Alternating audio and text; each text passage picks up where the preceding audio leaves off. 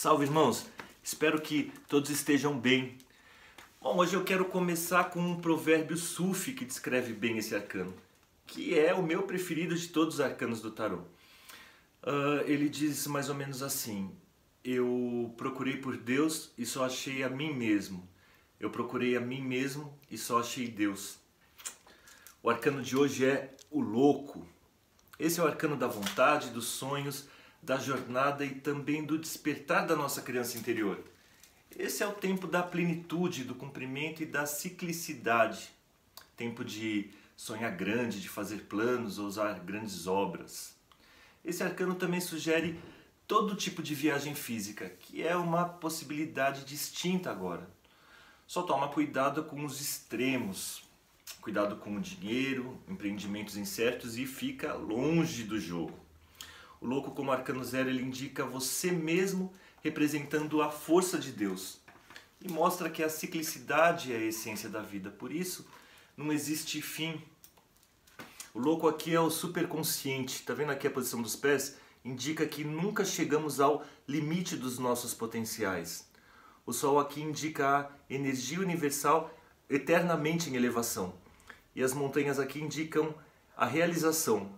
Elas podem até parecer frias e desinteressantes para alguns, mas o louco na sua inocência, ele sabe que o mesmo gelo que derrete nos picos alimenta os rios e torna o vale fértil. Da mesma forma que a sabedoria antiga pode alimentar a nossa consciência e transformar a nossa vida. Aqui, ó, a grinalda do louco simboliza a vitória. E o bastão aqui que ele usa como ferramenta de medida para avaliar todas as suas realizações. Aqui na mochila ele guarda coisas do passado, só que a águia na mochila indica o despertar de uma visão maior, rumo a aspirações mais sublimes. O cachorrinho aqui, ó, que o acompanha, indica todas as formas de vida que ao longo do caminho vão ser elevadas pela evolução da consciência. A rosa branca que ele carrega aqui na mão esquerda mostra que todo o seu desejo é puro e espiritual. Geralmente aqui o conselho é seguir o coração e estar aberto para tudo aquilo que a vida tem para te oferecer. E aceitar que você é um aprendiz da vida. O coração do louco, ele é tão puro que o torna capaz de enxergar a realidade sem máscaras e sem a ilusão de que somos independentes. Ele sabe que tudo está conectado. O louco em alguns tarôs corresponde ao 22º arcano, que é a última lâmina, o término de um ciclo. Já para outros, como esse aqui, é o arcano zero, que é o começo de tudo. O tarô tem dessas coisas, né? Da mesma forma que a troca feita com o arcano 8 e o 11, a justiça e a força. Alguns grandes magos esotéricos daquela época acreditavam que essa troca traria equilíbrio aos arquétipos, numa análise cabalística da coisa. Isso foi por volta de 1900. Mas esse tipo de coisa não interessa aqui, né? Senão isso aqui vai ficar parecendo papo de tia cartomante. E esse não é o nosso foco. Bom, independente do louco ser 0 ou 22, como cantou Raulzito, o louco é o início, o fim e o meio. E o conto de hoje, que era da tradição indiana, ele conta a história de um guerreiro muito sábio, Yudhishthira, que tinha vencido uma grande guerra e era um homem muito justo e bom. E dizem para que ele procure o céu de Indra, e assim ele faz, e sai andando anos procurando o tal desse portal. E no meio do caminho ele encontra um cachorrinho, todo sujo, magricelo, desses cachorrinhos sem dono. E esse cachorrinho acaba se tornando seu companheiro de viagem, e passam fome juntos, frio juntos, passam por dificuldades juntos por anos. Até que um dia ele acaba encontrando finalmente o portal do céu de Indra. E na porta do céu havia um anjo lindo, um Gandharva, que diz: "Príncipe, que bom que você chegou. O deus Indra está à sua espera." Aí ele vai entrando todo contente. "Que bom, cheguei finalmente", disse ele, entrando com o cachorrinho. Até que o anjo disse: "Pô, peraí, príncipe, esse cachorro não. Você já viu algum cachorro vira-lata no céu de Indra? Isso é um desrespeito. Você entra, o cachorro fica." Então o príncipe olha para o cachorrinho, todo magrinho, né, que tinha sido seu companheiro de dificuldade por todos aqueles anos, e diz para o anjo: Se meu cachorro não pode entrar, eu fico com ele. O príncipe abre mão do céu de Indra pelo seu cachorro. Mas sabe o que acontece? O cachorro era Indra. Se ele tivesse aberto mão de um cachorro pelo céu, ele ia estar desejando algo mais que a virtude. Ele não ia estar preparado para obtê-la. Entenderam? Se ele abrisse mão da justiça, da fraternidade, da compaixão, da lealdade, da gratidão por um desejo, ainda que fosse do céu, ele não ia estar preparado. Isso é o que se chama de retação. Entendam que estamos falando de uma meta. Imaginem uma pessoa que não gosta de sol. Deixa todas as suas portas e janelas fechadas porque não gosta do sol. Então um dia ela resolve fazer as pazes com o sol e abre todas as portas e janelas. Vocês percebem que quando ela estava com a janela fechada ou aberta, a distância dela e do sol é a mesma? Mas só pelo fato de abrir as portas e janelas, a luz já atinge onde ela está. Assim somos nós com nossos ideais. Só pelo fato da gente dizer, eu quero ser assim, sem precisar dar um passo, a tua vontade já vai te atingir onde você está. Essa é a característica do ideal humano, dos sonhos humanos, entendem? Só o fato de dizer, eu quero, já muda a minha vida aqui. É lógico que quanto mais você caminhar na direção do sol, vai ter mais luz. Mas só se permitir abrir portas e janelas. E assim iluminar tua vida do ponto que você está. A vontade é mais poderosa com objetivos humanos, meus irmãos. Ou seja, altruístas e grandiosos, sem objetivos egoístas. Os homens com determinação e altruísmo fizeram história. Eles marcam 1.200, 3.000 anos de história. Muita coisa que a gente já falou nos contos vem de um simples filósofo chamado Platão, que viveu há 2.400 anos e ainda nos inspira. Se ele só quisesse fortuna, vocês acreditam que ele estaria aqui depois de 2.400 anos? A vontade humana, quando ela é realmente humana, ela tem objetivos espirituais. Altruísmo, generosidade, justiça, fraternidade. Isso é a maior potência que o ser humano pode chegar a conhecer. Isso é o mais divino que o homem pode ter dentro dele. E é nesse momento lindo que o homem floresce como símbolo oriental da lótus, quando encontra dentro dele a vontade. Entendam que a vontade é como um raio de luz. Para chegar ao mundo ele precisa de um canal. E esse canal é a disciplina e a ordem, perseverança e consistência. Porque só assim você vai conseguir canalizar a determinação. Tenham sonhos, meus irmãos. Comprometam-se com a vida.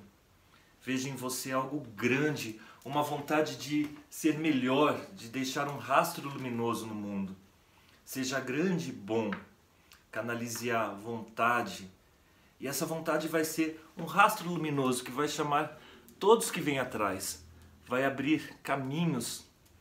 Porque no fundo todos procuram luz. Eu já comentei num vídeo passado. O melhor que a gente pode fazer pelo que amamos é crescer como seres humanos. Isso é platônico e é uma realidade. Não há nada melhor para fazer pelos que amamos do que despertar o que temos de mais divino. Sermos determinados, perseverantes, constantes e altruístas. Temos uma vontade acima das águas. Opa, peraí que eu botei o carro na frente dos bois. Quando eu falo vontade acima das águas é que hoje eu estava lembrando de uma passagem do Rei Arthur. É um livro lindo, mas o foco hoje é na espada, a Excalibur, que é o próprio símbolo da vontade por excelência. Num determinado momento, quando Arthur se torna rei, a Dama do Lago lhe entrega a Excalibur acima das águas. Ela é mais que uma simples espada. A Excalibur está associada à vontade humana. No momento que ela se coloca acima das águas, é porque essa é a vontade de um rei. As águas representam a horizontalidade do plano material. Quando a Excalibur está mergulhada no fundo das águas, é porque Arthur só tinha o desejo na matéria. E quando ela se coloca acima das águas, é porque Arthur tinha conseguido trocar o desejo por vontade espiritual. Vontade essa que já não está mais manchada pelo egoísmo, que já é capaz de pensar na humanidade, que já conseguiu ir além da sua própria personalidade. Porque quem tem esse tipo de vontade, esse sim é um rei, um verdadeiro rei. Ainda que não seja o rei político de uma sociedade, esse rei reina sobre si mesmo, reina sobre seus impulsos, sobre seus instintos. E esse é o poder da vontade humana, o mais divino dos poderes que residem dentro do homem. Vontade essa que se compromete com um ideal humano, que se realiza em si mesmo, que se realiza em ser humano, que é uma grande dádiva, e que assim se abra todo esse pacote da condição humana e celebre o que a natureza deu e viva. Uma vida sem vontade é um cemitério de sonhos abatidos pela debilidade. Isso é terrível de ver. Quando você decidir, vou fazer, cuidado para não blefar com você mesmo. Se você várias vezes rompe com essa tua capacidade de se comprometer, de honrar tua palavra, vai acabar perdendo a fé em você mesmo, bebê. E isso é uma coisa bem difícil de recuperar. Pessoas podem te substituir, você não pode se substituir. Você tem a obrigação de acreditar em si próprio. A incapacidade de sustentar seus sonhos, elas minam tua fé e a si próprio. Tem gente que quando diz eu vou fazer, a própria consciência fala, cara, lá vem você com isso de novo. Ah, mano, eu tenho mais o que fazer, né? Deixa de palhaçada, porque você não vai fazer nada mesmo. Você sabe disso. Ou seja, essa pessoa não tem mais chão para se impulsionar para um futuro. Por isso, uma pessoa destituída de vontade transforma a si própria em um cemitério de sonhos humanos, abatidos pelo meio do caminho. E é impossível ser feliz desse jeito. Então, a síntese de tudo isso, porque a vontade também é síntese, é importante percebermos que vontade é mais do que um simples desejo. Vontade é Deus em nós. É entusiasmo em Deus. Não é uma questão de, cara, vou ver se desenvolvo. É uma questão vital de vida. Conheça-te a ti mesmo, constrói a ti mesmo. Viva como ser humano. A gente está aqui para fazer isso. Se você não está fazendo isso, me responde. O que é que você está fazendo aqui?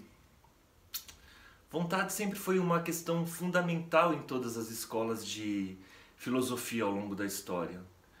Hoje a gente nem sabe o que é essa palavra. É curioso essa perda de foco. É como se o homem não fosse a coisa mais importante da vida humana hoje em dia. Como se conhecer a si próprio, dominar a si próprio, viver como ser humano, não fosse a coisa mais importante. E nunca deixou de ser. A gente simplesmente deixou de saber. Mas a infelicidade que isso gera continua acontecendo. Entendem?